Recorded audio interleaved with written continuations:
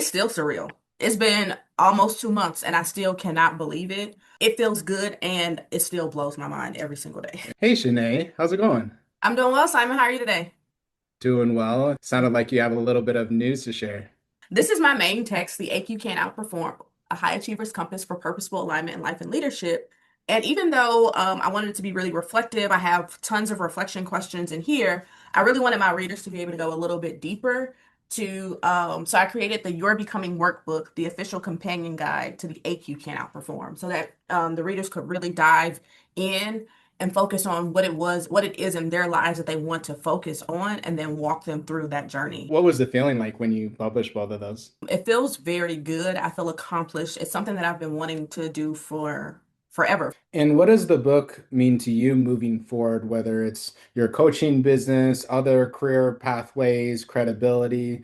Since the book has been published, actually before the book officially came out, like I've already been invited to do some work, to lead workshops based on the book, to lead speaking engagements, to host like small, like intimate engagements as well as like larger engagements and things like that. So I definitely think that having a book does help open up a door for you in ways that might not have been there. What do you think were the initial challenges getting in the way of getting it done and some of the things that we worked on? So I think one of the things that we worked on in particular was the challenge of trying to figure out what the book that I was writing was and what was I mean, even though it's a nonfiction book, but what is the story that I wanted to tell? Yeah, and I don't want to take full credit for that. There was a bigger credit due that was due to someone that you met on our group sessions. When we first started working together, Simon, I don't think you had the group session started, but that was something we talked about. And then once you did, I think that really helped open up.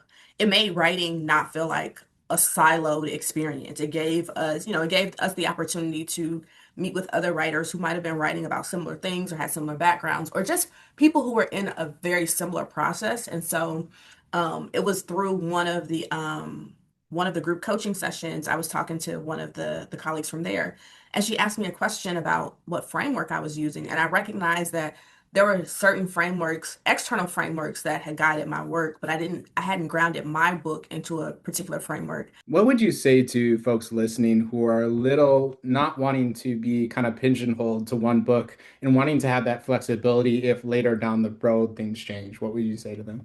If there's a book in you, go ahead and write it, because one of the things that I've recognized is that this is the book that I needed. The experience from writing the book is invaluable.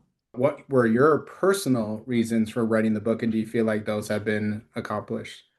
I'd always known that I wanted to write a book. I also know that I have had so many different professional experiences, and I knew that they were all connected.